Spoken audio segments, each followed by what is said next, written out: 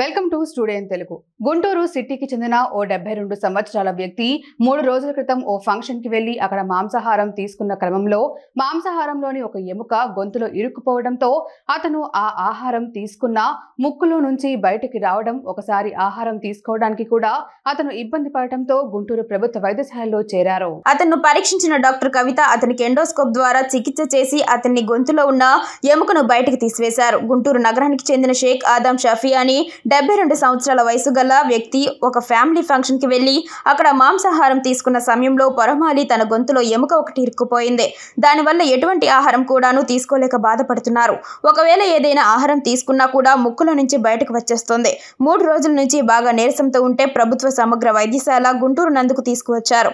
జీర్ణకోశ వ్యాధుల విభాగాధిపతి డాక్టర్ కవిత అతని పరిస్థితి గమనించి ఎండోస్కోపీ పరికరం ద్వారా ఆ ఎముక భాగాన్ని బయటకు తీయడం జరిగింది. ఈ పేషెంట్ ఇప్పుడు ఆసుపత్రిలో కోలుకుంటున్నాడు. ఈ సందర్భంగా రోగి బంధువు మాట్లాడారు.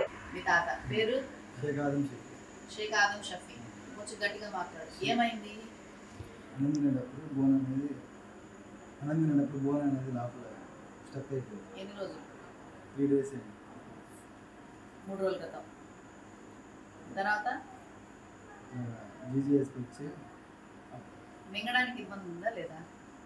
వాటర్ తాగడానికి తిన్నా కానీ అసలు పెయిన్ అనేది వచ్చేది. వాటర్ తాగినా కానీ ముక్కులో నుంచి వచ్చేసి.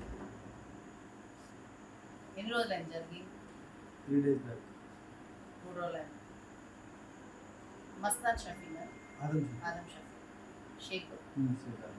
షేక్ ఆదం షఫీ అని ఆయన 3 రోజుల క్రితము ఆల్కహాల్ తాగి తర్వాత చికెన్ తిన్నాడు. చికెన్ ముక్క ఫంక్షన్కి వెళ్ళా. ఫంక్షన్కి వెళ్ళి చికెన్ తింటే చికెన్ తిన్న దానిలో ఎముక ఉన్నది. ఆ ఈ ఎముకతో సహా మింగాడు. పొలమారిందంట. ఈ గొంతులోకి వెళ్ళిపోయి ఇరుక్కుపోయి 3 రోజులు అవుతుంది. అసలు నోట్లో ఏం పెట్టుకున్నా కానీ అన్ని బయటికి రావడానికి మింగడానికి ఇబ్బంది, నొప్పితోటి బాధపడుతూ నిన్న ఓపిక వచ్చాడు. మా ఓపీ గ్యాస్ట్రోంటాలజీ వస్తే నిన్న అడ్మిట్ చేసి పెట్టాము. ఇవాళ మార్నింగ్ ఎండోస్కోపీ పెట్టి ఎక్స్రే తీస్తే ఎక్స్రేలో ఏమీ కనిపించలేదు. ఇవాళ ఎండోస్కోపీ కూడా కనీసం పావు గంట పట్టింది. ఎందుకంటే ఇది హోల్డ్ చేయడానికి కూడా ఇలా ఉంది బోన్. ఆ గ్రిప్పింగ్ కూడా కష్టమైంది. 50 minutes పట్టింది తీయడానికి. కష్టం మీద ఫైనల్గా తీసాము. ఆ లోపలంతా కూడా పుండు పడిపోయి ఉన్నది. 3 రోజులు అయింది కాబట్టి ప్రస్తుతం ఏం బాగానే ఉన్నాడు. ఓసారి మాట్లాడు, ఎలా ఉంది చెప్పు. నొప్పిగా ఉంది.